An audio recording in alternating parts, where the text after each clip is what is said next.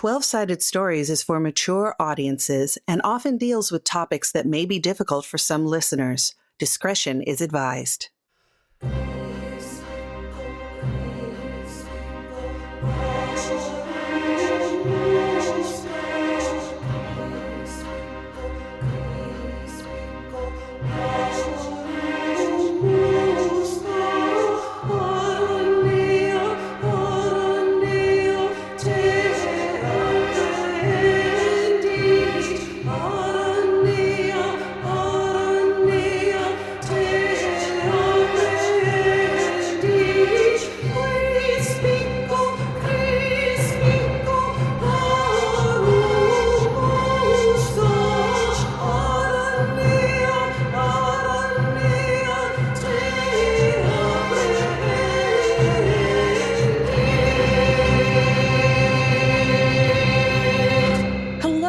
Welcome to episode 11 of Unquiet Blood Hellfire, a game of Vampire 5e. I am your GM, Mac Beauvais, and I have some players with me. Let's start with Wes. Hello, I am Wes Otis, and I'm playing Simon Vance, who has a lot of different things going on in his life, and they all could be coming to a quick end in this car. Hello, I am Pooja playing Malice. And, I'm just really ready to get done with this so that we can get to the important part of the everything, which is the performance. Hey, I'm Michelle, and I'm playing Blanca Santos, and she's just she wants it to open. She wants the club to open. She wants to do a little more magic. That's just her thing. Hello, I am playing Trix Poole, and, she has unwillingly become quite a cataclysmic force within this story, more than she anticipated, and so we will see how this goes, indeed. Before we start, please consider supporting the show through Patreon or on Ko-fi, spelled Ko-fi. Now, on with the show.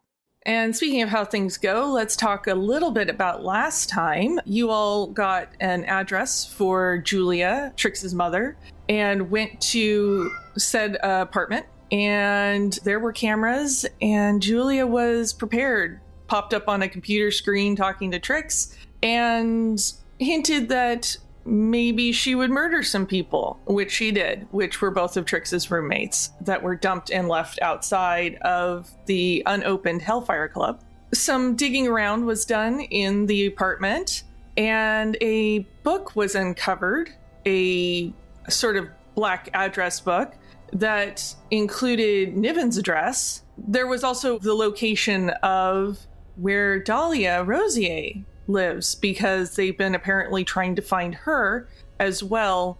And Dahlia Rosier is the head of the Sokar company, the parent company of Hellfire. And you all decided to go to her house and went up the driveway after the gate was opened for you, and that's where we're going to pick up. So you all drive up this excessively long driveway up to the house, and as you go, you see there are some guards out on the premises with guns. They don't appear to be vampires, they're probably ghouls. And you get up to a very opulent-looking mansion at the top of this hill. It is nicer than probably any of you could hope to afford on your meager undead stipends. And there's more guards, armed guards, when you get up there, waiting for you to exit the car. Can we do a awareness check if there's just imminent danger, I guess, from these?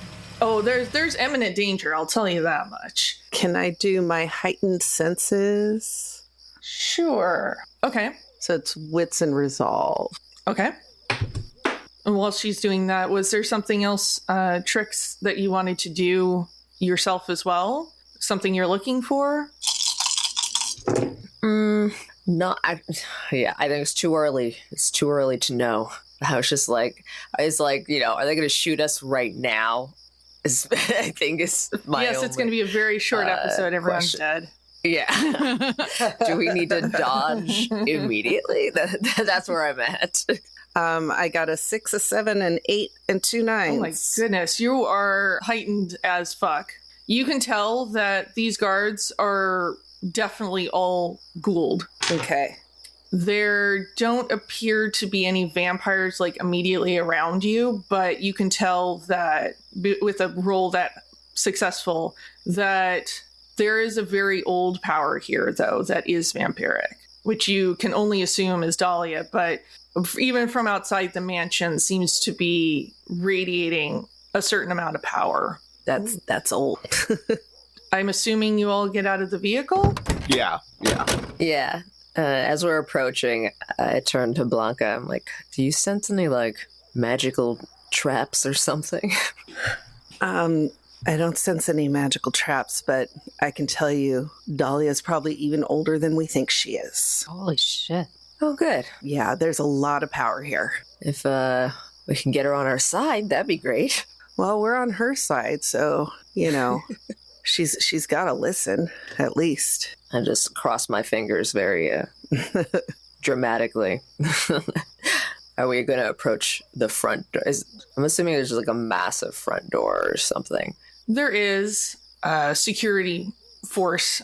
She's got a big gun and just looks at you all very suspiciously and says, "You will submit to a search." And before you get too far, a woman steps out in front of you. Put up my hands and walk forward. Yep, me too. I have nothing to hide. They do the full pat down, looking for any kind of weaponry that you might have, which I don't think anybody is carrying anything right now. I mean, I probably still have my... Because I at least usually have a little pistol on my ankle and usually something sharp on my waist. Well, unless you fight them, they're going to confiscate those items. I'll give it up willingly, because I think this can be done peacefully, I'm hoping. Also very tired from setting fires. Setting fires is very tiring. It is. So much energy, literally. And as you finish being searched, they direct you towards the door, which opens. You see a young man standing at the doorway. He's got a digital pad of some sort and is making notations, and almost doesn't even look up at you when you all approach. "My name is Roger. I oversee all of Miss Rosier's affairs. She will be meeting with you shortly in the library. So if you all follow me, I will lead you there." Again, like, the inside of this place is as opulent as the outside, and you can tell that a lot of the pieces in here are antiques. Would be a kind word. They're older than that. Everything is originals. There's nothing in here that looks like a replication of paintings or sculpture or anything. It's all just immaculate. When you go into the library, it's the same thing. There are books upon books upon books. Everything is first editions. If you look at it carefully, you can tell that the books have been organized by age. So it actually goes from the oldest books that she has through to the more new contemporary stuff just by looking at the bindings on everything. It's obvious that she's not only a collector, but probably a pretty voracious reader at this point, too. And there's burning fire in the fireplace and plush chairs, and Roger leaves you there in the library. I just say, wow, the library, as long as there's not a candlestick or a lead pipe, I think we'll be okay. Indeed. Do we have a game plan? I'm kind of lost, to be honest. At this point, hope she sees reason. I mean, in this case, we are actually just fully on her side. One of us should definitely take the lead in talking, either probably Malice or Blanca. The reason I say that is because Nosferatu are not always the best spokespeople, and, well, I think that Trix, you're good at a lot, but I don't think that this would be a good spot for you to jump in, so... Yeah, we can talk to her. I think that, she's got to listen to reason, right? I mean, reason or not, it's purely self-preservation. It'll also be interesting to find out how much she already knows, because it's as wonderful as our investigative skills have been so far, we had come to the house of an ancient, and none of us get that way by being stupid. That sounds persuasive enough. As you all sit there is almost a hum, but it's not an audible hum that you feel going through you, and it makes all the little hair stand up on your body, like they're being too close to an electrical box. There's sort of this almost crackling energy. And Roger opens the door, head down, sort of eyes averted, and a woman enters the room and is definitely the source of this energy. She's not very tall, but she has features that very much look like she is from another time. Very classical. Her outfit is sort of a conglomeration of old and new. So it's got a vintage flair, but it looks absolutely pristine. So it's hard to tell if it is actually vintage or a recreation. She's almost got, if you want to compare her to somebody contemporary, almost a bit of like a Dita Von Teese vibe, where it's that just classic beauty that is also a little unusual. And she comes and she's got on a long robe that is trailing behind her as she enters the room. It's very dramatic, and takes a seat at the head of the room with her back to the fireplace, looks around at all of you. When she enters, I immediately follow what Roger's doing and kind of look down towards the floor and wait for, like, I'll stand up if I was sitting. I'll wait for her to sit and wait for permission to sit down. I was just going to say I sweep into kind of a deep bow, but I'm not going to avert my eyes. I just sort of do a curtsy. That's all I would know to do.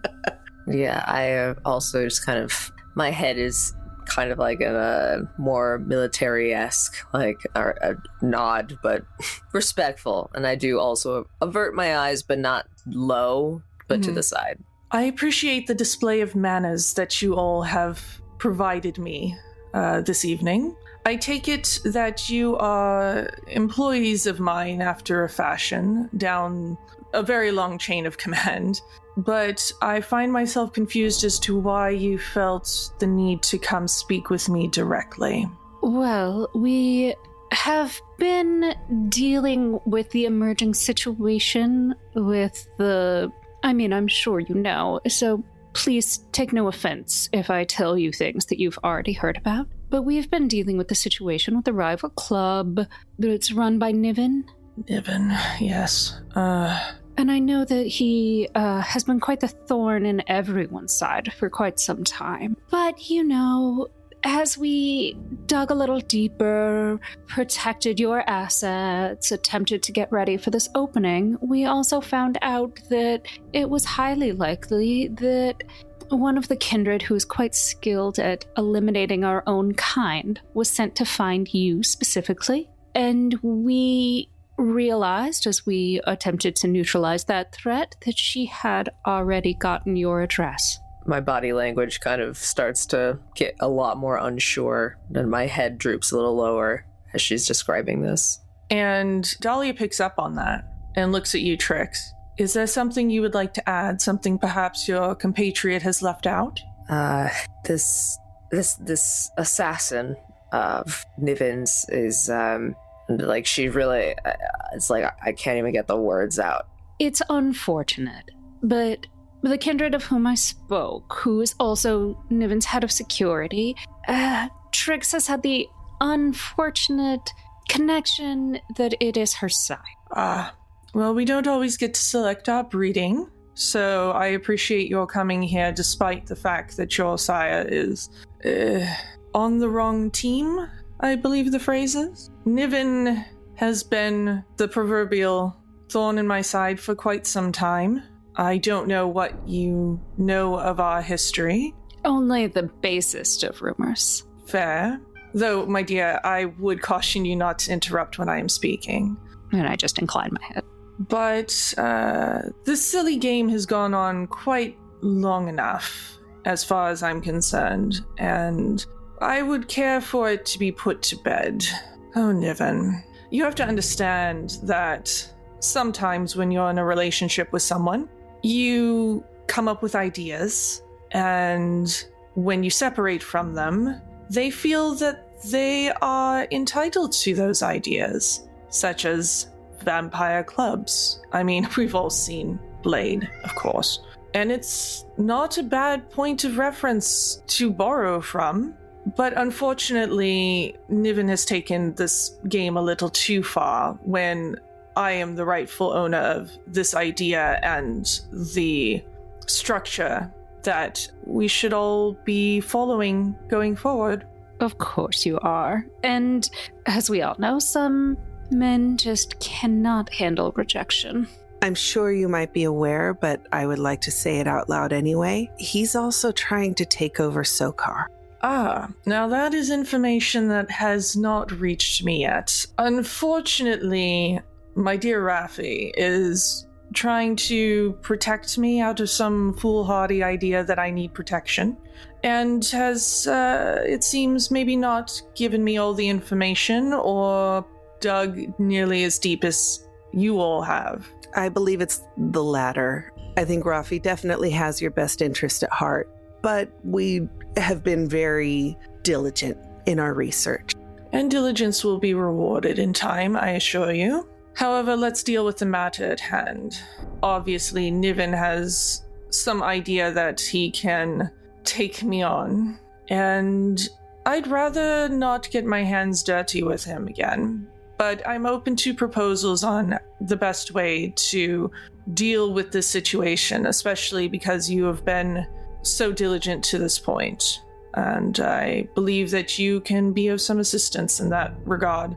If I may, I've been put in a terrible spot because of this sire of mine, and I am currently probably going to be wanted for murder pretty soon. So I think it would be helpful to eliminate Julia as soon as possible, and I do need help in finding a place to hide. I've leaned so much on my teammates here, and I humble myself in asking for your direct help in my dire situation.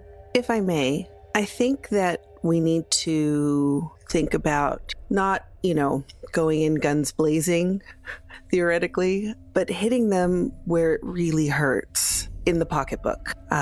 Taking them down financially would be ideal. And as far as Julia, well, what's worse to a kindred than death? Imprisonment. Getting her arrested and taken in and imprisoned would be, when you're living forever, but you're in a cage. Imprisonment of our kind never goes very well because it risks ruining the Masquerade. So I would only propose this sentence for her if it could be done within our own means. As for you, Trix, what position do you serve within the organization? I hope you don't mind the irony, but I am the security manager of the club, and it had been going well up until these events. Well, I can only do so much to assist you, especially when it comes to the mundane world's views on murder and prosecution and all of that. But I could offer you a promotion of sorts to my own personal security team and accommodations that come with that. I am honored. I actually full bow for the first time. Also, I kind of look really nervously to the side, I don't think I can refuse. No. She made you a godfather offer. I just, okay. No. I want you to be the head of my security. Now, as to the other matter, yes, hitting them in the pocketbook would be delicious, however, time-consuming. And considering you are all here, I take it that time is of the essence. We believe so, yes. Absolutely. I don't want something interfering with the soft opening for tomorrow, so this needs to be dealt with immediately. And I can think of myriad options, but I'm of many minds on it. You have to understand, when you've lived as long as I have, you can see sometimes too many possibilities and may overlook the simplest and best answers, which is why I keep such close counsel with my contemporaries. Mistress, if I may. So right now at this very moment, we have a 3-layer cake. At the very top is Niven trying to take over Sokar. That's a very big piece of the puzzle that we unfortunately cannot deal with in a short time, as you've already mentioned. The second layer is the Crypt Club and its possible rivalry with us, and it could cause us issues. I've already tried to do some small things to gum up their works a little bit, but we need to just wipe them out completely. And then the bottom layer is, of course, Trix's sire and that issue. That is a very personal issue at this point because Trix herself is under danger, and her being, formerly our security person and now your security person, it causes issues right now this second. Without their security, we would be making it much harder for them. It would put them on more of a defense, but it would at least make sure that the soft opening was going to happen, because she's the one that's throwing bodies at our front door and causing most of the issues. So if I may, I think we should eliminate the sire first, then tackle Crypt Club, and then we'll deal with Niven financially, maybe more in a physical term as well, if that sounds agreeable to you all.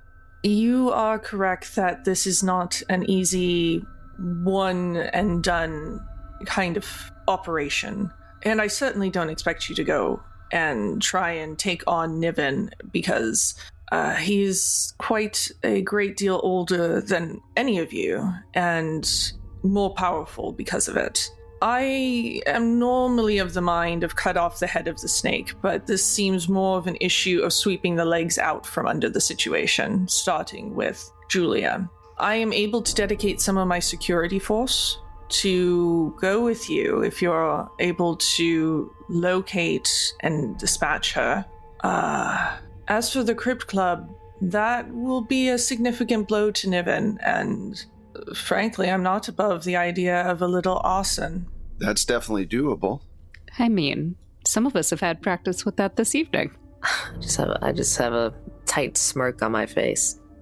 I think we understand what we need to do. Does anybody else? The night is not as young as it was, and if we're going to have that soft opening, we need to get to work. We do. Does everyone agree? Yes. Mistress, thank you for your time. Of course. Do keep me posted. I will have a discussion with Rafi about particulars of hierarchy, and that you all are essentially promoted to a position in which you are welcome to speak to me directly. Thank you. Thank you, Mistress.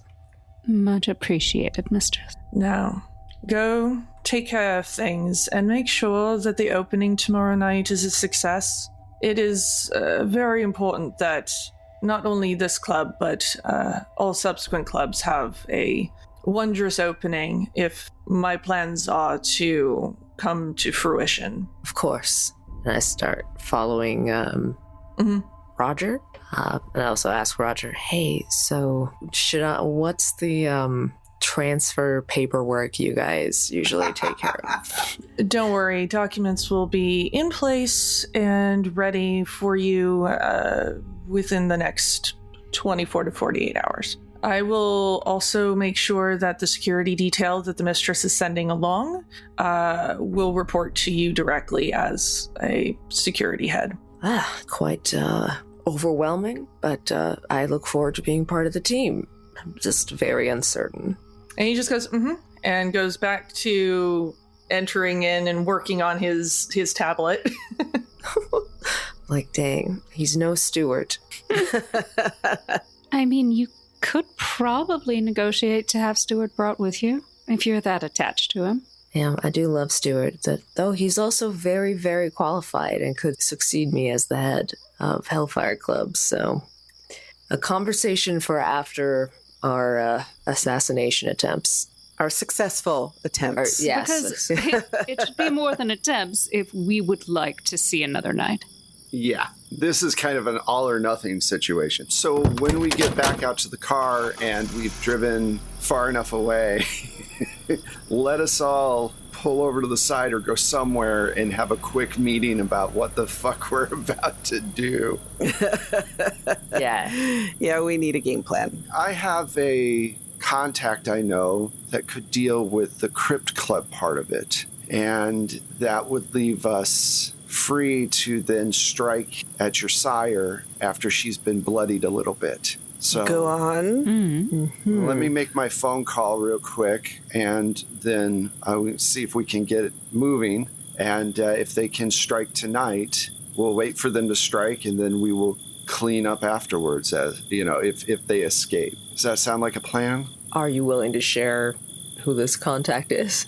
It's better if you don't know, honestly. I feel like at this point, secrets have done nothing but laid bodies at our doorsteps. A former Inquisition person that I have a contact with who's been doing some work for me. Because one day, probably in the near future, Josiah is not going to be in the position that... And so I've been creating a nice big web. And there you go. Now I can use that and have them take out the club. Like I said, that'll bloody your sire pretty well. And then if she's not taken out by that, we can swing in and finish the job. Huh. I'd never thought I'd be shocked by you again, but here we are. Anyway, if I'm going to do it, I need to do it now. So is everybody on board? Yeah. Yeah. All right. So I call Susan up. Hello? Hey, Susan, this is Simon. I have a job for you or your former friends. I'd be willing to pay well for it, but it needs to happen very quickly. Okay. We have a club. It's called the Crypt Club. It's a vampire club that's going to be opening soon, and we need it to not open. We need it to burn. And so, you know, vampires are not very fond of fire. I'm aware.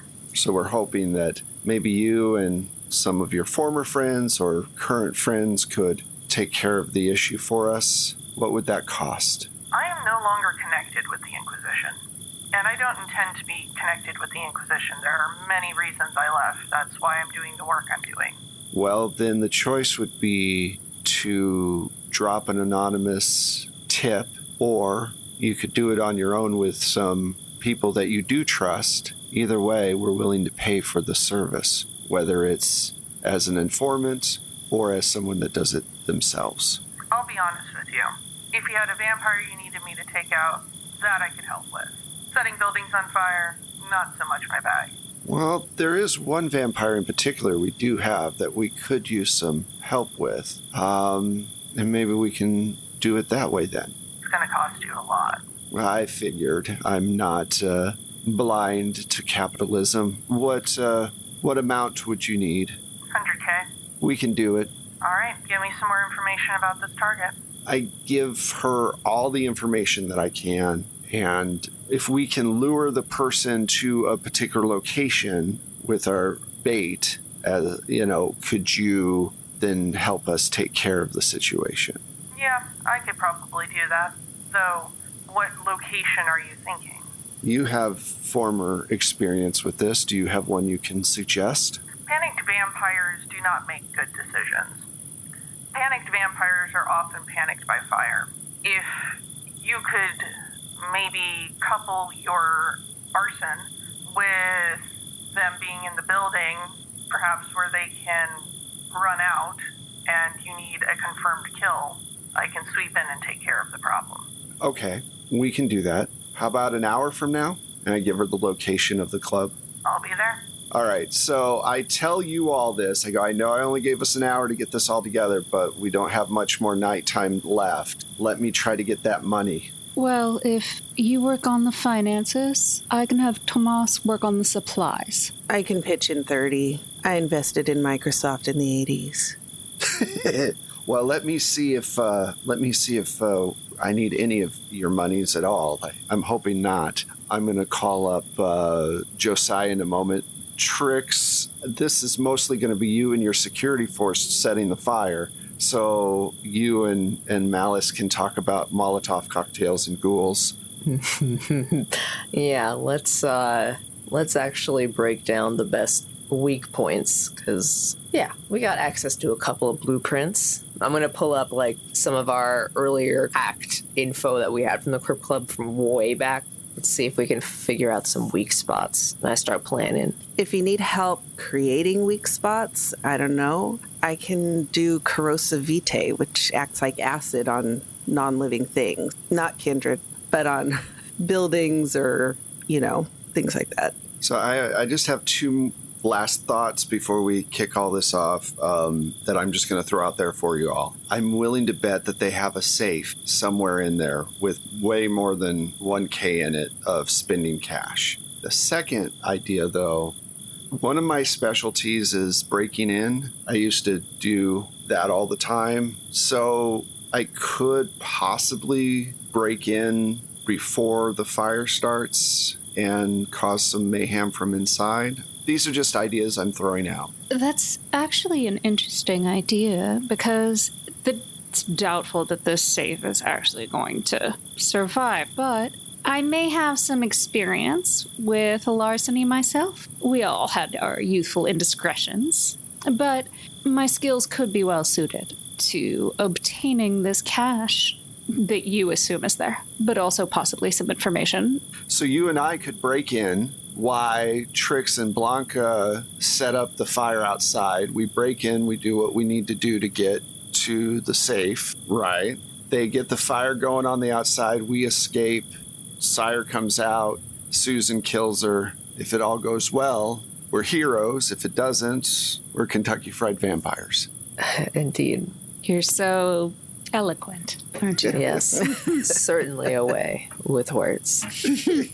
Between the two of us, we should be able to get in and deal with the situation. Even if we just get a laptop or two or a hard drive with some stuff, any of that kind of stuff would do well. Gotcha. Okay. In that case, then let me make my last phone call to Josiah, because I want to make sure we have this money just in case, like as a backup. He's going to love this. All right. I call Josiah. Yes? Do you have news?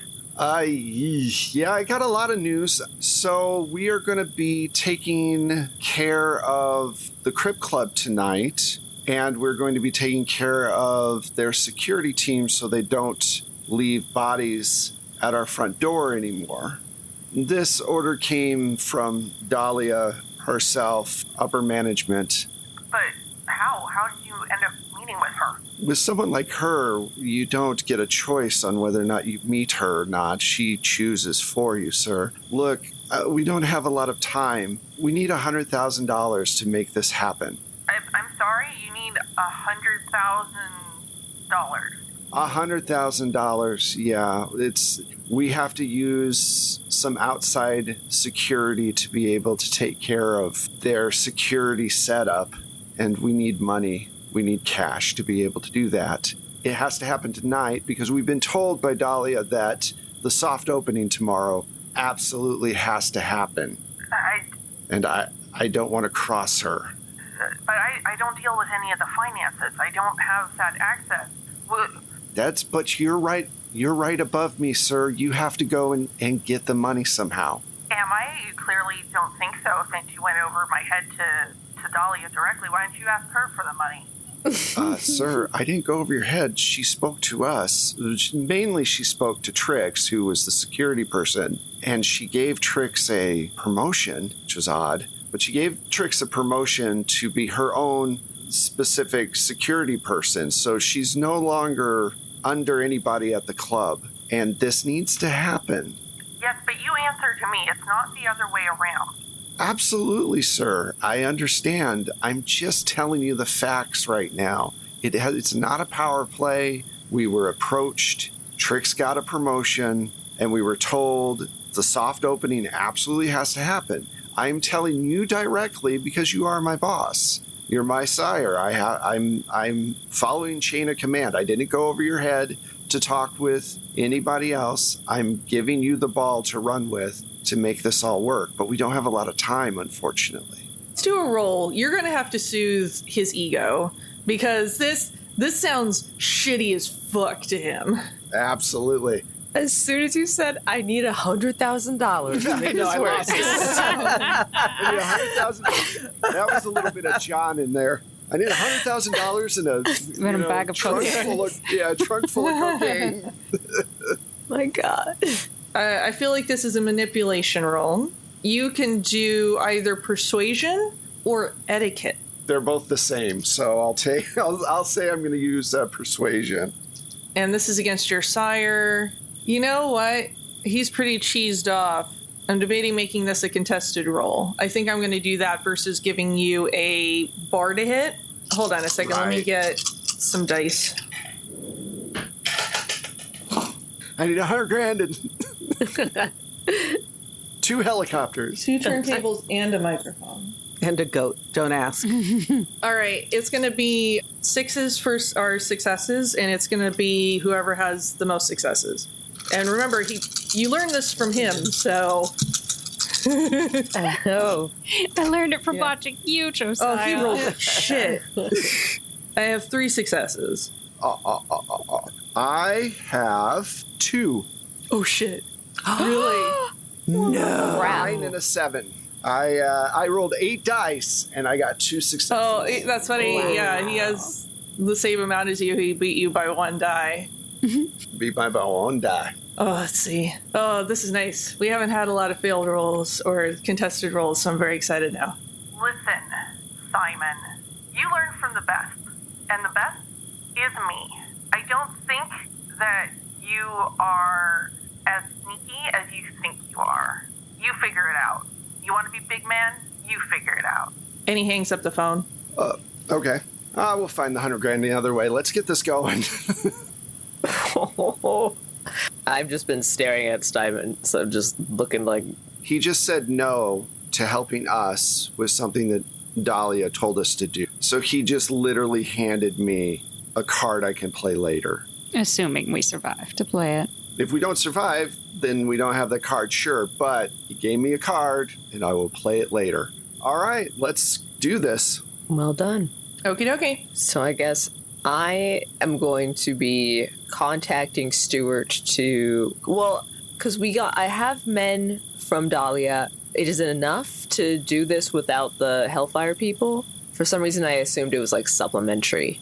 I think it's probably enough. You would be better off with the Gould people only because, a little less fire bad. I'm going to send a text to Stuart, one, because I know probably Julia is monitoring me somehow. And I'm going to just kind of indicate I'm actually, let me think about this before I just spitball here. Let me consult with my teammates here to make sure that Julia is there tonight. I think she has to think that I'm going to show up either to ask or to fight or anything. So I'm going to let Stuart know in a casual way that that's what I'll be and to not look for me. And I think that will solidify our chances of narrowing down where she is. Yeah. Plus, if she's focused on you, it'll help Malice and I. And your Inquisition buddy. And Inquisition Susan. Inquisition Susan. It's the latest American Girl doll. All right, so we're going to have our break-in team go first, I guess. And before we do that, Trix, do you want to set something up to make sure that Julia is going to be at the club later? Yeah, I'm gonna just text. I can say, I want to talk. I'm coming to you. And I'm sending that to her. You're sending a text message? Yeah. Then you get a reply. It just says, I'll see you soon, baby girl. I just show that to everyone else. Be like, all right. So Trix, you've contacted Julia. She's going to be at the club. We're going to go over to Simon and Malice. So you're going to go do a break-in real quick and hopefully avoid all the people that are still roaming about the club, correct? All right. Yep. And in preparation for that, I am going to activate my Silence of Death. And then so long as we don't, pop into someone's line of sight, they at least will not hear me. Okay. All right. So I assume you all drive over towards the building and park away from it? Mm-hmm. Yes. Okay. Yeah. What's the entry point that you're going to use for sneaking in? Well, you had said it was kind of like an older building. A little bit. It's sort of a warehouse. Do you want to roll about it and see if you can find them a good entry point? Oh, yeah, definitely. Let's do intelligence and investigation. What do I need to pass? Your difficulty 6 is you've scoped out the building before, so you're just trying to help them with the best entry point. Okay. Got it. Cool. All right. I only have 2 successes, so... That seems awesome to me. Yeah. You're able to find a weak point in the building. There's actually a weird access off of the alleyway that is not covered by cameras because it's sort of almost like a backstage entrance. This building was used for maybe some illicit purposes in the past, and there's like a secret way that you are able to find in the blueprints that maybe they hadn't considered really being an entry point for them. So that's going to give Malice and Simon a good entry point that's real easy and get them in past the security area of the building.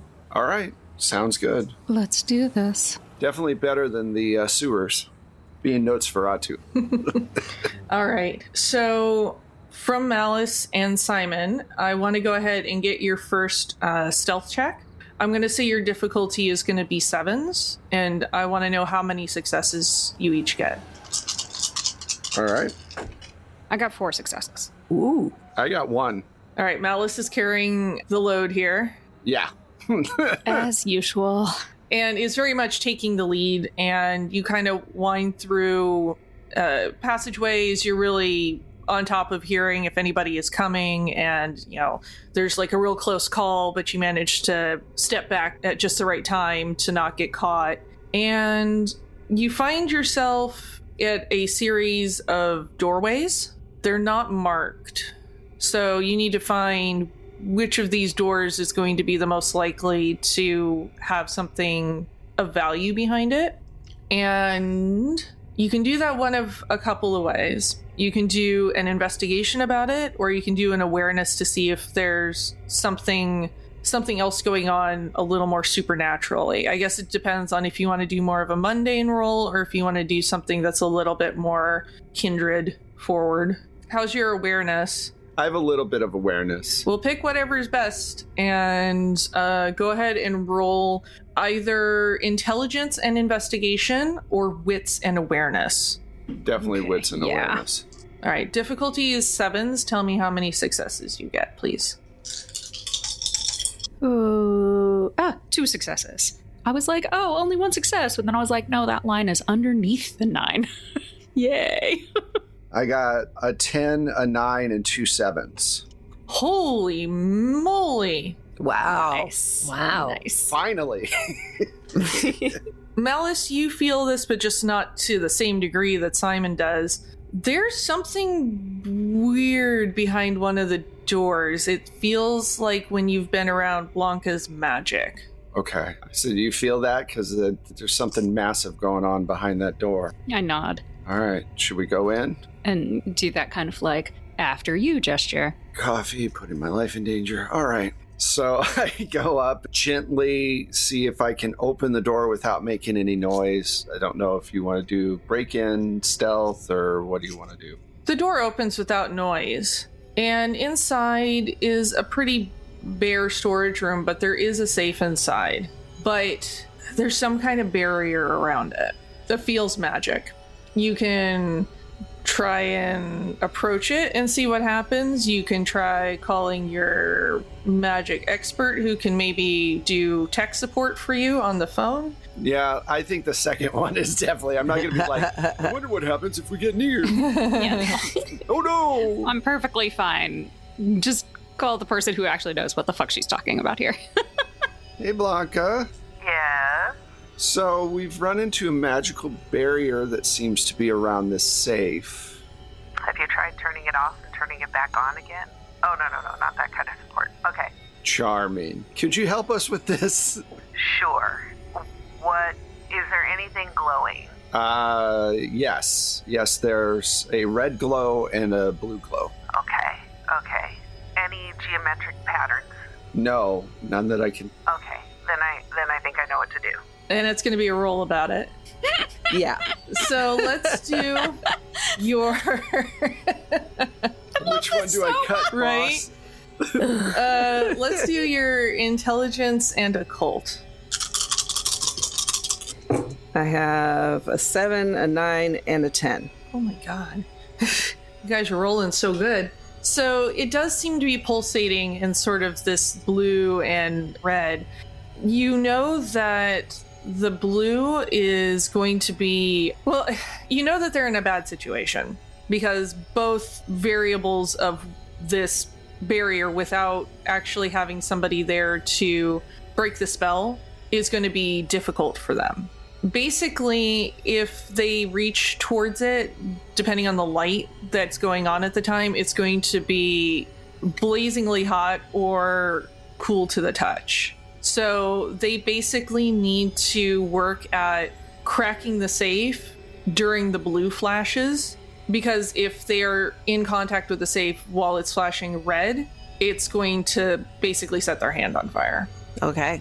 And I relay that information. Okay. How long are the patterns? How long do we have between the switch? It's not perfectly timed. It's sort of like playing a game of stop, where it's like go, stop, go, stop. So you're going to have to work together to basically do a go, stop game while trying to crack the safe. So Pooja's face mimicked my feelings inside. Like, oh. So here's how I'm going to have you guys roll it, because I'm assuming that the actual safe cracking is going to be coming from Malice. I'm assuming. I could be wrong. Well, out of character, I have 2 points in larceny and 3 in dex. You just mentioned cracking a safe before, so that's why I assumed it was you, but... Can I help her? Well, you will. You're both going to be helping each other. Basically, one of you is going to be cracking the safe, and the other one is going to be monitoring the color to be like, stop, go, stop, go.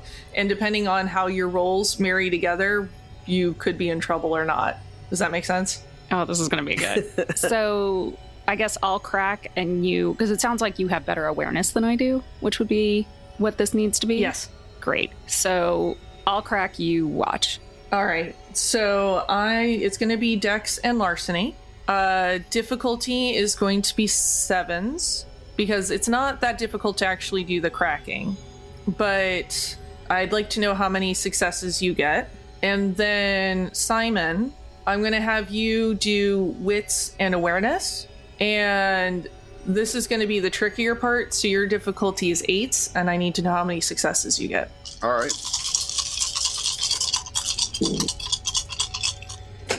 3 successes. Okay.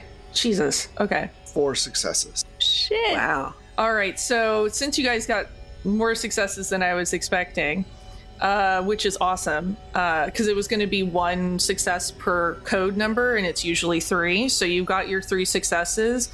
And fortunately for you, Simon rolled 4 successes. So he's able to time out the stop and go for you while you get those 3 numbers cracked. And the safe opens up and the barrier dissipates. You guys got lucky. We got real lucky. What's in the safe? Oh, seriously. How long are you going to stand investigating the safe? There's some cash, but there's also a lot of envelopes and documents and... Not investigate, just grab as much as we can. Just grab everything. Yeah, because we need all that money to pay. Yeah, and we're going to need that leverage later to protect our own asses. Yeah. You're not going to have time to go through the full contents of the safe right now. Right. I'm sorry. I was just wondering, the overall, are we looking at... It's not like a safe stuffed full of money, but there's it looks like there's some bonds in there and, just lots of different valuables. We'll check that out later, but at least we get absolutely everything we can, and then we get the fuck out of Dodge. Okay, let's see how you do getting back out of the building. It's going to be Dex and Stealth again. Difficulties are going to be 7s, and I want to know how many successes you get. 2 10s and 1 7. Jeez. Wow. 7, 8, 9, which is hilarious. I actually rolled like a flush, or a straight rather. Yeah. But the important ones are the 7, 8, and 9. All right. Yeah, that's... You both managed to basically go back out the way you came. Smooth as butter. Yeah, y'all rolled real good. I mean, the circus teaches us many things. Aerial is the least of them. When we get out, I'm all like, tell Trix, like, all right, it's barbecue time. Oh, yeah. So we are going to, after having our ghoul security team set up in the hidden, but waiting for our first 2 to exit. Once they're clear, we want to send in a small contingent to set up incendiary devices that Blanca can set off later. And then once we can actually identify where Julia is, whether running out or inside, I will move in and be the focus on her until we can have our Inquisition friends take her out when she has exited the building. Perfect. Timing is going to be really tight and very important to this because Julia is going to want to meet inside of the building, so you're going to have to be able to get out before kaboom time. Right. So I guess, yeah, if I could get to set up a signal I can get once all the devices are placed inside. Caw. Yeah. Over here. Just flash the bat signal. All right. We're like, okay. Yeah, okay. Wouldn't Trix have an earpiece? Yeah, she'll see it. But honestly, it could just be a text that's just like peanut butter or whatever. And then, I mean, it depends if she's trying to kill me or not. This is the real thing. So maybe a text that's, the fire emoji. No. That could be that, or yeah, that's the text. And if I don't see the text, I'll smell something eventually. So I can deal with that. Yeah, just a simple message. I'll make my way out. Hopefully. While they're getting into position and they're going in, I start doing my conjuring thing. Mm-hmm. Yeah, and I feel like you are inspired a little bit by the safe booby trap too, and that reminds you like, oh yeah, I know this thing, this incendiary spell that I can set off remotely. So that's just like, oh yeah, okay. If you can do the spell correctly, which we'll do a roll about it in a minute. Okay. All right. So Trix, do you go up and knock at the door that that Julia has been going in and out of, or like how do you want to do this? Yeah, I'm thinking. Actually, I'll go through the door. There's like this weird side door, right, that both Malice and Blanca went into originally. I'll go to that because that would seem to me probably the more direct hallway or area to her. So yeah, I will just go up and knock, and there we go. The door buzzes to let you in. Okay. I would like to use my awareness to just be... All right, let's roll wits and awareness. Difficulty 6s. Okay, so that will be 5. Don't fall. Ooh, look at this. Okay, I got 3 successes, 10, 7, and 8. Wait, how many did I have to get, though? I didn't tell you, but that's fine. Oh, shit. You rolled good successes. So as you're about to walk in the door, you hear a click. You know enough from just being around Julia and also hearing the experience that Blanca and Malice had there to turn around and cover your eyes because they have switched on the sunbright light the second that you walked in to try and blind you. But because you rolled so well, you heard the click in just enough time. And after a few seconds, you hear the click go off again. Well, I guess that wasn't worth anything, was it, baby girl? Well, it's worth it for people who don't know better. Have you finally reconsidered my offer? I'd really hate to have to kill you. You really are one of my favorites. honestly, I don't believe you have the capacity to have a favorite anything. I guess at least disliked. I'm here to talk. You know, you fucked up my whole situation, a situation I'd put years into. So I want to know what you have to offer. I just step closer to her, not aggressively, but just like trying to appear earnest. What don't I have to offer? Work, security, home? I'd rather you leave that part out. Can we just... You're my sire, you're not my mom. That's it. I really hope that we can make this work.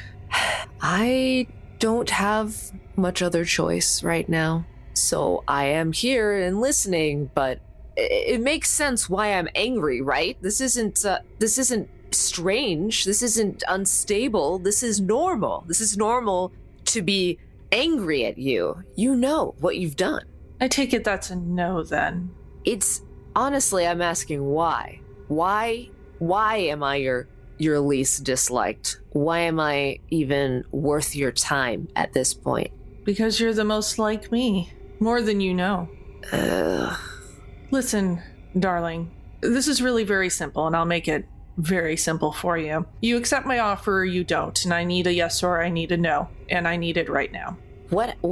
Why do I have to do it right now? She's on you like lightning, and she's got her hand on your throat and has you up against the door. Because I'm your mother.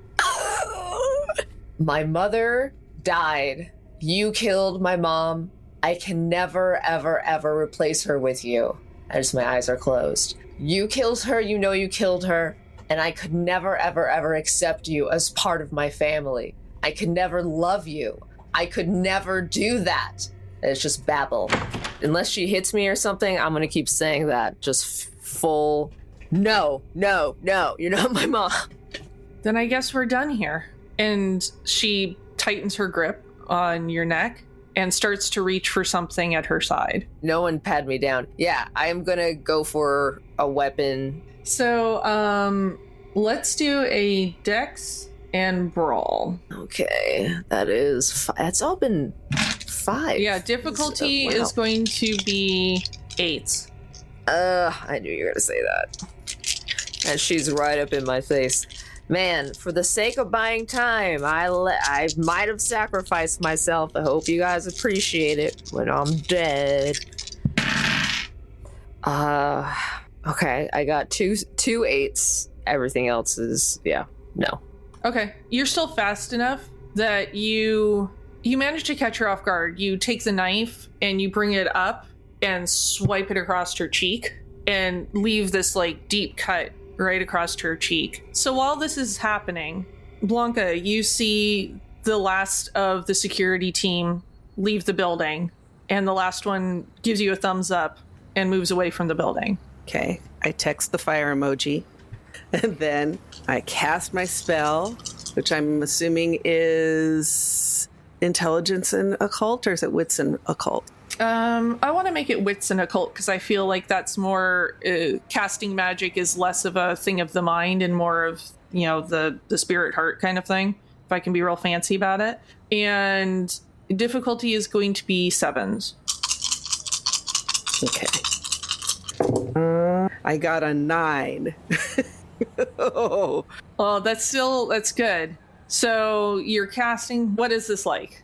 Okay, well, I do some things with my hands and I mumble some mumbo jumbo, and then I put my hand like I'm going to be blowing a kiss, and I just blow, and then the fire starts. And it's explosive and very quick.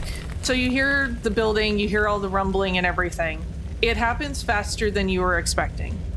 The fire builds, and fortunately for you, your sire is actually blocking you from the flames that are coming this way and engulfing the space behind her. It blasts you both out the door into the alleyway, and she loses her grip. Ugh. I'll take that easy little window. I'm continuing to roll away if possible, and if I am not too injured, get up and get my bearings. And as you're doing that, you have the screaming, angry, on fire Julia standing over you. And as you're trying desperately to backpedal away from her, you hear this sudden, and a wooden arrow goes right into her heart. And she gives kind of this little like, oh, expression and drops. I just I'm staring at it in shock. The now corpse that's burning. I text her the running emoji. Yeah, can I grab her by the arm and say, let's who's get near me? out? Yeah, and as you all rush in to grab Trix and drag her away from everything, Simon, you look over your shoulder and you see Susan slipping back off into the shadows. And you hop in the car and you leave the Crypt Club behind in a blazing inferno. That went well. I can't believe it. I cannot believe we did that. We did, though. But we still have some business we have to take care of. Right. And a soft opening tomorrow. How much time do we have until sunrise? Like nada. I do want to lean into Blanca and just whisper in your ear that we never would have succeeded without you. And I don't know how many people will remember or know, but I won't forget. And I pay my debts. Means a lot coming from you, Malice. Thank you. If I could cry, I would. You can. It's blood tears. Don't get all sentimental on me, darling. I want to call Rafi. Okay. Sir, this is Simon. Has Josiah told you anything about what just happened and is going on with the Crypt Club and all of that yet? What is all of that? I don't understand. So he hasn't spoken to you yet.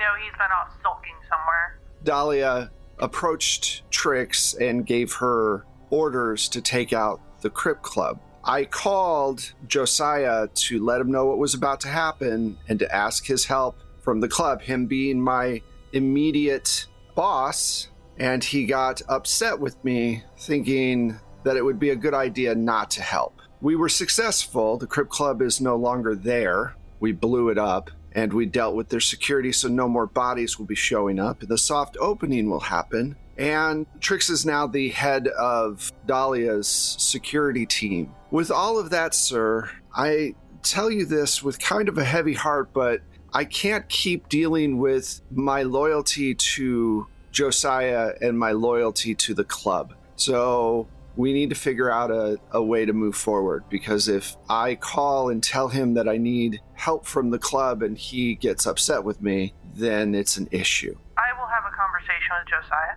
I will similarly have a conversation with Dahlia.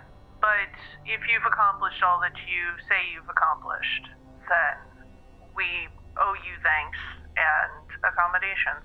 Well, I didn't do it by myself. Malice, Trix, and Blanca all pitched in quite a bit. We all worked together. It wouldn't have happened, but the place is on fire as we speak, and head of their security is dead. So the soft opening will, like I said, happen as we planned for. That is good news, and I expected nothing less from this team. I'll see you tomorrow night, sir. I'll see you tomorrow night. And I think that's where we're going to end it for this season of Unquiet Blood Hellfire. Thank you all so much for tuning in and listening to the show. It's been a hell of a romp to run and unexpected in many ways that we'll unpack in a after show that you will hopefully tune in for as well. Could not have done this without excellent players, but before I dive into where you can find them, I want to remind you that I have been and will continue to be Mac Beauvais, and you can find me everywhere as @StrangeLikeThat on Twitter, Instagram, Facebook, my website, TikTok, etc., ad nauseum. I really hope that you all look for me and the players online and tell them how much you enjoyed listening to this season. So let's see where we can find everybody else. Let's start with Saint. Hello, I am Saint Spider, and you can find me on Twitter if you're looking online. That is @SaintSpiderTV, so SaintSpiderTV. Thank you. Hello, I am Pooja, and I've been playing Malice. You can find me on Twitter @LADaisy Girl. That's LADESI Girl, and pretty much all the other socials as Forgotten Saves. If you want to hear me play more TTRPGs, you can find me on Happy Jacks RPG, where most recently I've been playing an actual Catwoman assassin/ambassador for the Consulate of the Dead. Hey, I'm Michelle, and you can find me on Twitter at Michulu. That's Michulhu. You can find my music and Wes's amazing sound effects if you subscribe to the Plate Mail Games catalog through BattleBards. Hello, I am Wes Otis, and you can find me at Plate Mail Games on Twitter, at Plate Mail Games. You can find the show at our website, which is 12sidedstories.com, all spelled out. All of our links are there. You can find us, our Discord, where to listen to our past podcasts, where to check out the stream. Everything you need is on the... It's kind of the one-stop shop for all of our links, so definitely go there and check it out. If you want to help us out, definitely join us over on Patreon and Ko-fi. And that is it. Thank you so much for running this season, Mac. Thanks, everybody, for playing. And we will be back next week with our post-mortem for Hellfire Season 1. So definitely come back and listen to that. Thanks, everybody. Bye. Bye. Bye.